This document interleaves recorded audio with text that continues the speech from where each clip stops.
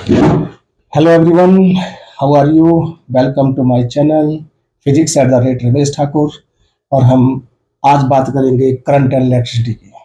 Okay, तो हम लोग जब हम इलेक्ट्रोस्टैटिक्स में थे तो हम स्टेशनरी चार्जेस की बात कर रहे थे। तो we were talking about stationary charges. Stationary charges stationary charges means charges at rest. और चार्ज अपने आप मूव नहीं कर सकता था, क्योंकि हम केवल इलेक्ट्रिक फील्ड की बात कर रहे थे, हम कोई करंट की बात नहीं कर रहे थे। लेकिन अब हम करंट की बात करने लगेंगे। तो हम पिछले यूनिट से क्या लेके आए? हम दो चीजें लेके आए। एक आपने बात की थी पोटेंशियल पोटेंशियल हम और पोटेंशियल डिफरेंस लेके आए। अब हम ईएमएफ यहाँ हमारे पास है, बिकॉज हम अब चार्ज मूव नहीं करते थे। तो हम एक एक्सटर्नल एजेंसी की बात करेंगे। एक्सटर्नल एजेंसी जिसको हम बैटरी बोलते हैं। जी, क्या बोलते हैं? जिसको हम बैटरी बोलेंगे। बैटरी की हेल्प से चार्ज को पिछली बार हम मूव कर रहे थे, उसको बोलते थे कि work done in moving A charge that is stored in the form of potential की फॉर्म में स्टोर होता है। जी, वर्क डन ही पोटेंशियल था। तो अब हम क्या कर रहे हैं कि हमारे पास ईएमएफ और पोटेंशियल डिफरेंस दो चीजें आ गई। क्या आई? एक आई ईएमएफ टर्म और एक आया पोटेंशियल डिफरेंस। ओके, अब ईएमएफ क्या है? बिकॉज किसी इलेक्ट्रिकल सर्किट में अगर हम बात करें, इलेक्ट्रिकल सर्किट में जब मैंने एक सर्किट ये ले लिया यहाँ पे और इसको एक एक्सटर्नल रजिस्टर के साथ जोड़ दिया। रजिस्टर है आर। ओके, और यहाँ एक की भी लगा लेते हैं साथ में। लेट के इज द की। ओके, अब इस बैटरी का इसका ये पॉजिटिव टर्मिनल और नेगेटिव टर्मिनल है। ओके, अब जब इस सर्किट में अब ये की ओपन है तो यहाँ इन दोनों टर्मिनल के अक्रॉस क्या होगी? वोल्टेज होगी। वोल्टेज होगी। और एक दूसरा एक मैं और बना लेता हूं। इसको मैंने की को क्लोज कर दिया और यहाँ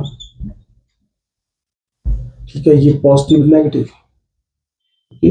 लेकिन यहाँ क्या है? No current. और यहाँ क्या है? करंट। मान लेते हैं यहाँ करंट है आई, यहाँ करंट नहीं है। इसका कि यहाँ सर्किट कैसा है? ओपन सर्किट है। और यहाँ क्या हो गया? Close circuit. Close circuit, open circuit.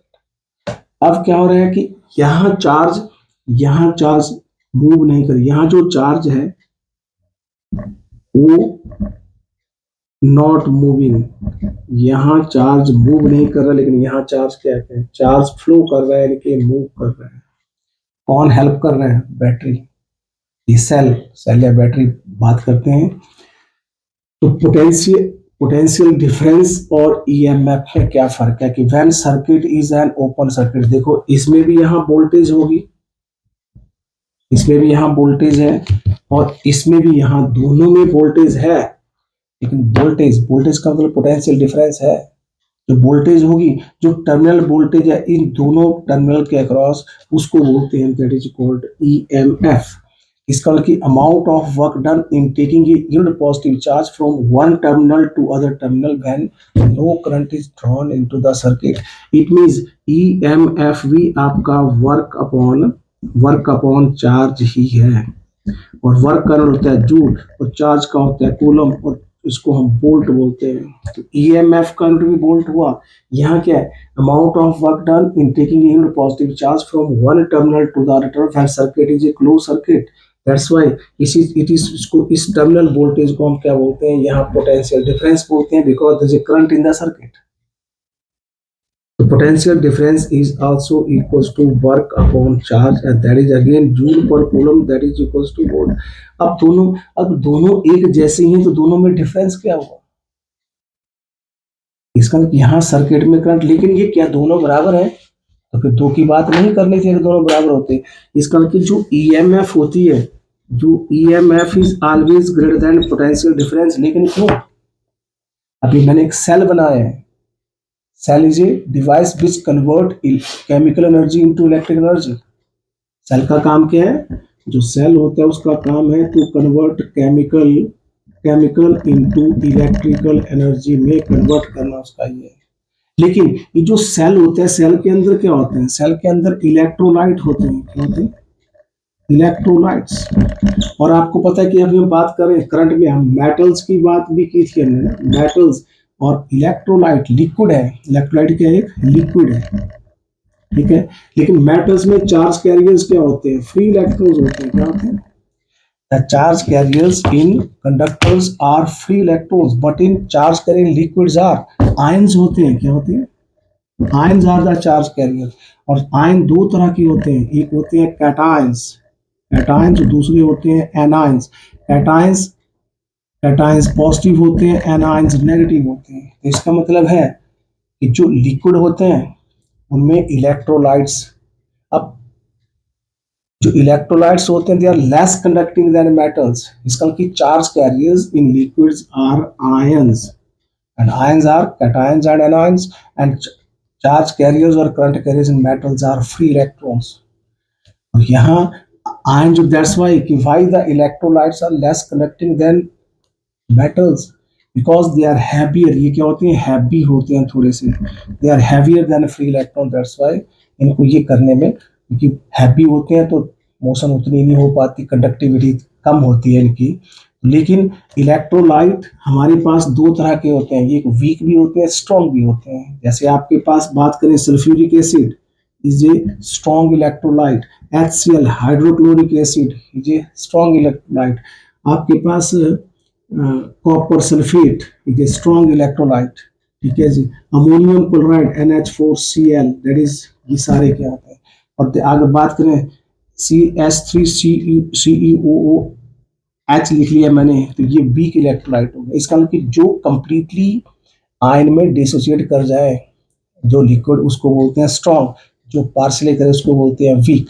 तो हमारे पास दो तरह के इलेक्ट्रोलाइट होते हैं। तो हम बात क्या कर रहे थे, क्योंकि ये जो सेल होता है, cell converts chemical energy into electric energy में कन्वर्ट करता है। तो फिर ये जो जो डिफरेंस आ रहा है किसमें, हमें क्या बोला, I told you one thing, that is EMF is always greater than potential difference. Because अब ये जो आपके पास सेल होता है, सेल में क्या होता है? सेल में आयंस बताए मैंने। और आप पहले क्या हुआ, बिकॉज इलेक्ट्रोलाइट पहले क्या था, जब इसमें हम करंट पास करेंगे तो ये पहले डिसोसिएट करता है जी, विदाउट इसमें कोई फ्री आयंस फ्री नहीं होते, आयंस को तोड़ना पड़ता है पहले हमें। जब आयन को तोड़ेंगे तो क्या होता है? एनर्जी चाहिए। क्या चाहिए? एनर्जी चाहिए होती है हमें। इसका मतलब है कि EMF ही तो क्या कर रहा है? एनर्जी प्रोवाइड कर रहे हैं। ये पोटेंशियल डिफरेंस क्या कर रहा है? EMF और पोटेंशियल डिफरेंस मेटल्स में चार्ज कैरियर्स को, करंट कैरियर्स को क्या कर रहे हैं? एनर्जी दे रहे हैं। उनको एनर्जी देके फोर्स कर रहे हैं to move from one end to the other end, positive से नेगेटिव की तरफ को जाना। Electron move from lower potential to higher potential, क्योंकि डायरेक्शन ऑफ करंट जो होती है वो क्या होती है? कन्वेंशनल होती है, that is always taken in direction of the positive charge against the flow of electron. वो कन्वेंशनल है, एक्चुअल नहीं है। तो सेल में हम बात करें तो इसका मतलब कि ये पार्ट ऑफ, इसका मतलब कि जो इलेक्ट्रोलाइट्स होते हैं दे वो डिसोसिएट नहीं करते, पहले इसका एनर्जी बेस्ड करते हैं। इसका मतलब कि दे फर्स्ट डिसोसिएट, उसको वो डिसोसिएट डिकम्पोज करते हैं, dissociate themselves into constituent ions and after that conduct करना शुरू करते हैं। इसका मतलब है कि electrolytes offer a very small resistance, small resistance but consistent. और रेजिस्टेंस होता है अपोजिशन,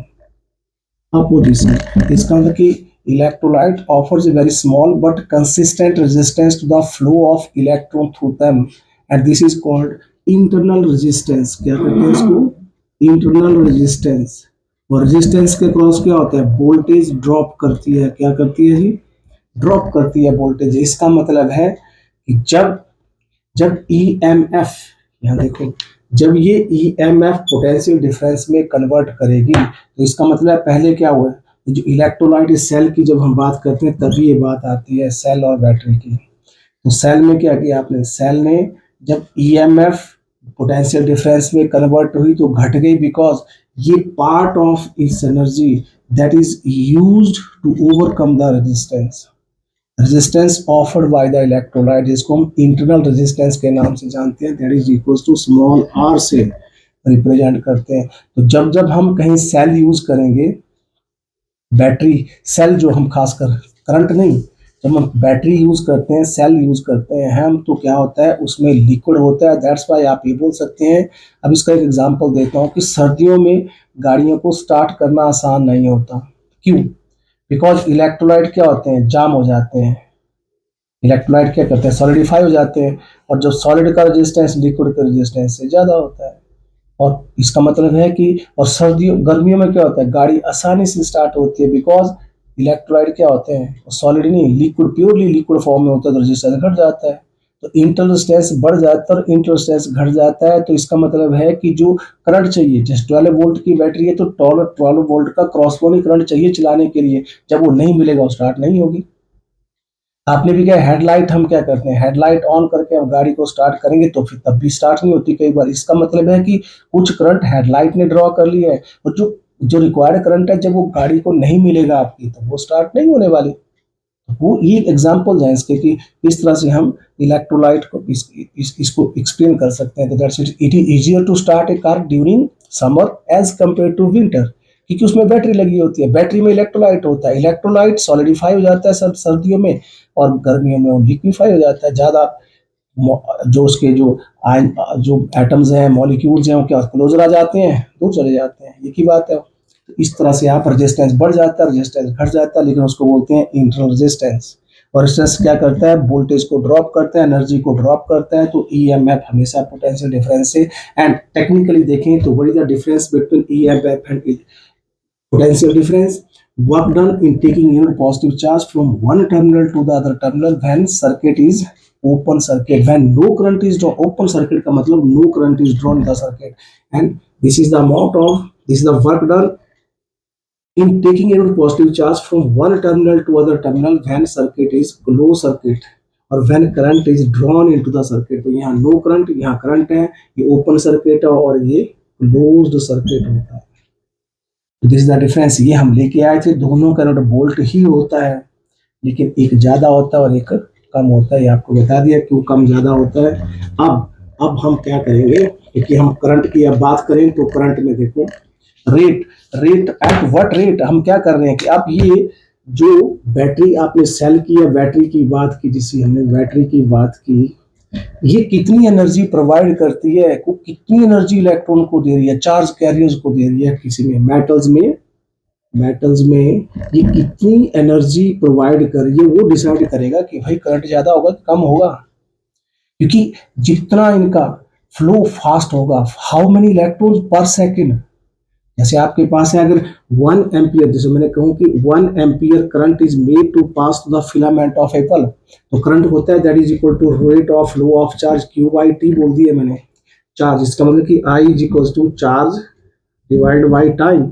इसका मतलब है देखो क्लियर हो गया आपके पास, करंट विल डिसाइड कि charge per second, how much charge you are sending per second into the circuit, that will decide current, magnitude of current। For example बात करें कि 1 ampere current is made to pass the filament of a bulb per second, क्या 1 ampere current is made to pass the filament of a bulb,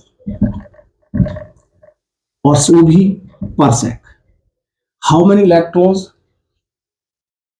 pass is filament of bulb पर second, कितने पास करेंगे देखो, तो हमें पता है, देखो यहाँ पे I is equal to we know I is equal to q by t, लेकिन नंबर निकालना है तो हमें पता है क्यू एन ई के बराबर होता है q n e by t कर लो, बिकॉज हम शुरू में इलेक्ट्रोस्टैटिक्स के फर्स्ट चैप्टर में पढ़ चुके हैं, क्या पढ़ चुके हैं कि क्यू एन ई के बराबर होता है, because number of q n e, और दैट इज, और आई हमें क्या चाहिए, एन चाहिए, that is equal to i t by e, और n is equal to i कितना है 1, t कितना है 1 सेकेंड, 1 एम्पियर एंड 1 सेकेंड, यही कहा ना 1 सेकेंड 1 एम्पियर, और divide by e 1.6 10 to power -19।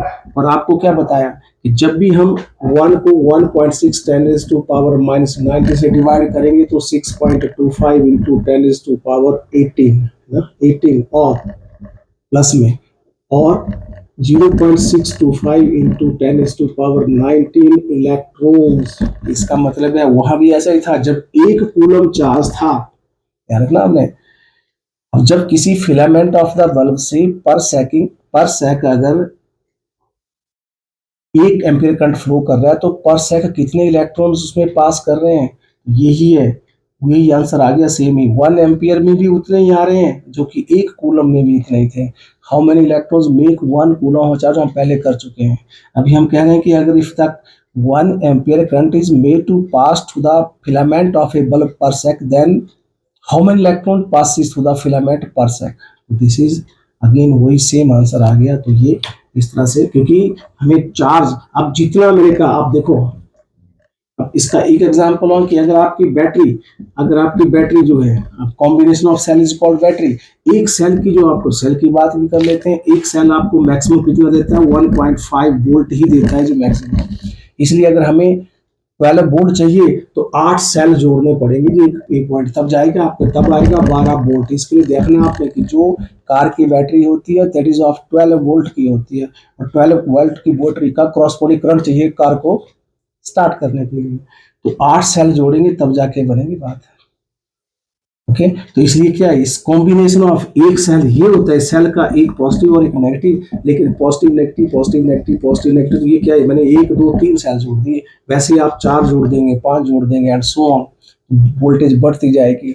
जितनी वोल्टेज ज्यादा होगी उतना ही क्रॉसपोलिंग करंट ज्यादा होगा। इसका मतलब वोल्टेज का मतलब आप एनर्जी दे रहे हैं, जितनी एनर्जी देंगे इलेक्ट्रॉन को, जितनी एनर्जी देंगे उतने ज्यादा इलेक्ट्रॉन पास करेंगे per sec to the filament of the bulb, या कोई भी किसी भी सर्किट में। तो क्या कर रहा है कि करंट के लिखा मैंने दैट इज चार्ज, तो चार्ज डिवाइड बाय टाइम, को कितना चार्ज आप सेंड कर रहे हैं, how much charge you are sending per sec into the circuit. अगर 1 कूलम 1 सेकंड में, तो 1 एम्पीयर करंट पर सेक पास कर रहा है। अगर 2 कूलम हो गए तो आपके पास क्या 2 एम्पीयर हो जाएगा, 3 कूलम एंड सो ऑन, क्योंकि 1 कूलम का 1 एम्पीयर, तो 2 कूलम का 2 एम्पीयर, 3 कूलम का 3 एम्पीयर, सो ऑन, इस तरह से बढ़ता जाएगा। So this is, and combination of cell is called battery, and cell chemical energy को इलेक्ट्रिकल एनर्जी में कन्वर्ट करता है। ओके, हमने पोटेंशियल डिफरेंस की बात कर ली। अब हम बात करते हैं ओहम्स के लॉ की, है ना। और ओहम्स का लॉ बोलता है कि भाई, कि व्हेन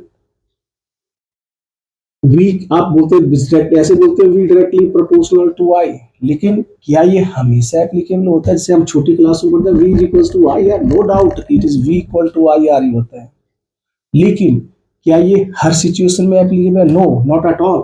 हम बोलते हैं कि current across any cross section of the conductor is directly proportional to the potential difference across its two terminals। इनके करंट कितना होगा वो कौन डिसाइड करेगा? पोटेंशियल डिफरेंस डिसाइड करेगा। लेकिन क्या होना चाहिए, क्योंकि कंडीशंस बहुत ज्यादा है, कि अगर physical conditions remain unchange, physical conditions change ना करे, लेकिन अगर आपको पता है, देखो फिजिकल कंडीशन रिमेन अनचेंज, अब ये फिजिकल कंडीशंस कौन सी होती हैं जी? ये होती है आपके पास लाइक टेम्परेचर, प्रेशर, ये चेंज ना करें, लेकिन आपको पता है कि because with rise in temperature, temperature के राइज करने से क्या होता है जी, कंडक्टर को फर्क पड़ता है, उसका रेजिस्टेंस चेंज करता है, रेजिस्टेंस चेंज करता है तो रेजिस्टिविटी चेंज करती है, रेजिस्टिविटी चेंज करती है तो कंडक्टिविटी चेंज करती है। इसका मतलब है कि अगर टेम्परेचर को आप चेंज करेंगे, टेम्परेचर को बढ़ाएंगे तो रेजिस्टेंस बढ़ेगा, कंडक्टिविटी घट जाएगी। इसलिए that's why we are talking, ये तभी एप्लीकेबल होगा if the physical conditions are remain unchanged. क्या? तो ओम्स लॉ क्या कहता है कि current across any cross section of the conductor is directly proportional to the potential difference across its two terminals provided the physical condition like temperature and pressure remain unchanged। then graph is a graph कैसा होगा? graph will be equals to graph VI graph will be equal to, आप VI graph ले, ऐसे नहीं चाहिए ऐसे, it is straight line. अब V को, लेकिन ये फर्क भी है, आप चाहे V को यहाँ ले आए, I को यहाँ ले जाए, तो ग्राफ में फर्क है जी, ध्यान रखना। यहाँ पे ये IV ग्राफ है, VI ग्राफ है। आप जब बात करते हैं V directly proportional to I, हमने कहा V is equal to I R is constant of proportionality and is called resistance. क्या बोलते हैं? रेजिस्टेंस।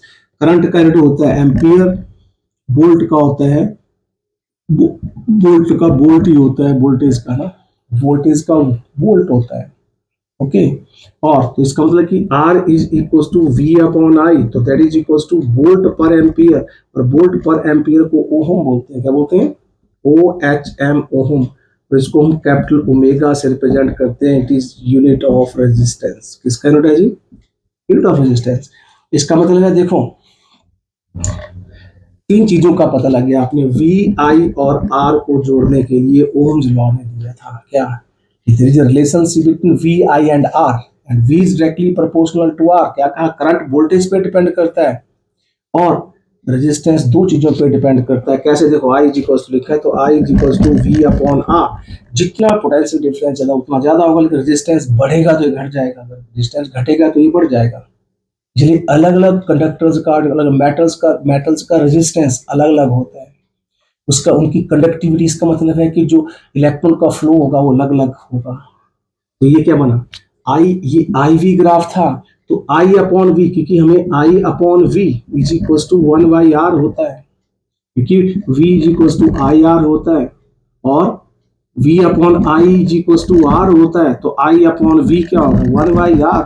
तो इसका मतलब है जो इसका स्लोप होगा, अब हम स्लोप की बात कर चुके हैं प्लस वन में। Slope is a portion of it. मैं इसका एक पोर्शन ले लूँ यहाँ पे, ये ले लिया इसका एक पोर्शन यहाँ पे, लाइक दैट। ये पोर्शन लिया आपका, यहाँ एक परपेंडिकुलर ये किए पोर्शन में क्या होगा? राइट एंगल ट्रायंगल बनेंगे इस पे। देखो यहाँ क्या बनेगा? यहाँ पे ये I1 है, ये आपके पास I2 है, अलग अलग हो गए, ठीक है जी।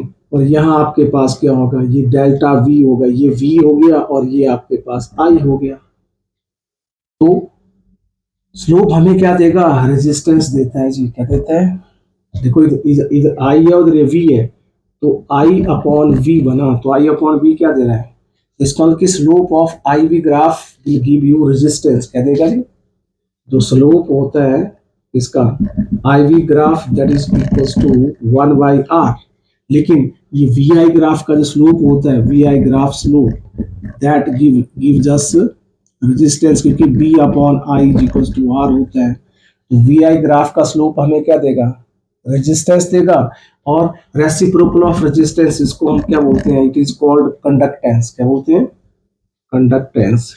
एक नंबर का क्वेश्चन आपको बन सकता है जी। क्या बनेगा? कि reciprocal of resistance is called conductance and, ठीक है। तो रेजिस्टेंस के रेसिप्रोकल, इसका मतलब है कि अगर रेसिप्रोकल ऑफ रेजिस्टेंस क्या होगा? अगर रेसिप्रोकल ऑफ रेजिस्टेंस आपका कंडक्टेंस है, तो यूनिट क्या होगा जी कंडक्टेंस का? एस को हम कंडक्टेंस को हम एस से रिप्रेजेंट करते हैं, किसे? और S is equal to 1/r है, तो 1/r क्या होगा? ओम इनवर्स हो गया जी, यही हुआ। और ओम इनवर्स को हम मो बोल देते हैं, वो मो ना बोले तो उसको हम साइमन बोल देते हैं। तो जरा थ्री रूट बने, एक नहीं है। इसका मतलब कि कंडक्टेंस के तीनों टाइप, ओहम, मो। ओहम को हम उल्टा लिखें तो MHO, मो बन जाता है। ध्यान रखना, कंडक्टेंस का तो साइमन भी है, मो भी है और ओहम इनवर्स भी है, तीनों हो गए। तो reciprocal of resistance is conductance. Okay, ठीक है। और एक हम बोलते हैं कि जो रेजिस्टेंस होता है directly proportional to l, directly proportional to a, ना इनवर्सली प्रोपोर्शनल टू ए। और R is equal to 2L upon a, ये हम पढ़ चुके हैं। बिकॉज R रेजिस्टेंस किस पे? अब जितनी लेंथ ज्यादा होगी कंडक्टर की, उतना रेजिस्टेंस ज्यादा होगा। दैट्स वाई सीरीज कॉम्बिनेशन में, सीरीज कॉम्बिनेशन रेजिस्टेंस में रेजिस्टेंस बढ़ जाता है, बिकॉज हम उनको सीरीज में जोड़ देते हैं। और सीरीज में क्या होगा? लेंथ बढ़ी तो रेजिस्टेंस बढ़ जाता है। और पैरेलल कॉम्बिनेशन में, अब देखो पैरेलल कॉम्बिनेशन में क्या होता है? लाइक दैट होता है। तो पैरेलल कॉम्बिनेशन में रेजिस्टेंस घट जाता है, बिकॉज हम उनको एरिया बढ़ेगा तो R घट जाएगा। इसका मतलब है कि R depends upon L and A as well as rho. Rho is constant of proportionality and is called, इसको बोलते हैं स्पेसिफिक रेजिस्टेंस और resistivity. What is rho? Rho is specific resistance और it is called resistivity. Specific resistance और resistivity बोलते हैं इसको। क्या बोलते हैं? स्पेसिफिक रेजिस्टेंस और रेजिस्टिविटी ये की बात हुई। And it is specific independent of dimensions होता है जी, independent of dimensions, but depends upon nature के अलग होता है, नेचर ऑफ द मटेरियल। जब तक हम मटेरियल की चीज कॉपर की वायर को स्टील की वायर से या किसी और एल्यूमिनियम की वायर से रिप्लेस नहीं करेंगे तब तक कोई फर्क नहीं पड़ेगा। लेंथ को घटा दो, लेंथ को आधा कर दो, एरिया को डबल कर दो, कोई फर्क पड़ने वाला नहीं है। लेकिन जब तक आप मटेरियल चेंज नहीं करेंगे रजिस्टिविटी चेंज नहीं करेगी, बिकॉज स्पेसिफिक रजिस्टिविटी क्या होती है, देखो आपके पास फिर देखें, स्पेसिफिक रेजिस्टेंस भी एक रेजिस्टेंस ही है। कैसा, आप लिखा R is equal to rho L upon A और rho is equal to R A by L लिख लिया मैंने। अब कह लिया rho is equal to R, rho is equal to R कब होगा, if L is equal to 1 metre and A is equal to 1 metre square. It means specific resistance is the resistance offered by a conductor of length 1 metre and area of cross section 1 metre square. That's why specific resistance भी resistance है। What kind of resistance, resistance offered by a conductor of length 1 meter and area of a section 1 meter square. तो specific resistance is also resistance in this situation। तो इसका और specific इसका unit क्या बन गया जी, R is equal to rho L upon A और rho is equal to R A upon L. Resistance का होता है ओम, एरिया का होता है मीटर स्क्वायर, लेंथ का होता है मीटर, तो मीटर से मीटर कट गया, that is equal to ohm metre. तो ohm metre is the unit of specific resistance और रेजिस्टिविटी। स्पेसिफिक रेजिस्टेंस और रेजिस्टिविटी का ये होता है rho is equal to ohm metre. और इसका मतलब जो रेसिप्रोकल ऑफ रेजिस्टिविटी होता है उसको हम कंडक्टिविटी बोलते हैं। क्या बोलते हैं, this is called conductivity. Conductivity तो reciprocal of resistivity is called conductivity and reciprocal of resistance is called conductance, that is called conductance. याद रखना है आपने, कंडक्टेंस। और resistivity, specific resistance and resistivity, S is equal to 1/, तो आपने क्या हुआ, रेजिस्टेंस रेजिस्टिविटी कंडक्टेंस कंडक्टिविटी, ये एक दूसरे की रेसिप्रोकल,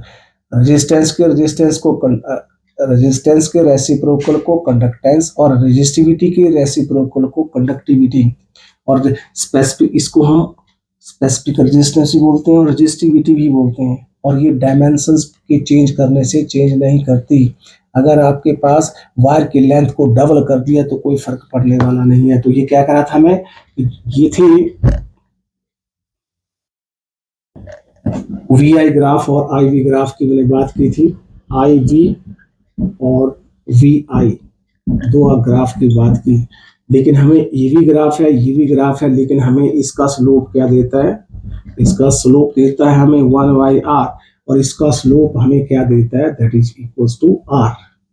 क्योंकि v upon I is equals to, ऐसे करके देखो ना याद रहे, और i upon v is equals to 1/r, because i upon v and v upon r आपने y axis divided by x axis कर देना है। और आपको पता है v अपॉन r होता है, तो इसका स्लोप हमें क्या देगा, slope of I we graph and V I graph अलग अलग है। एक और आगे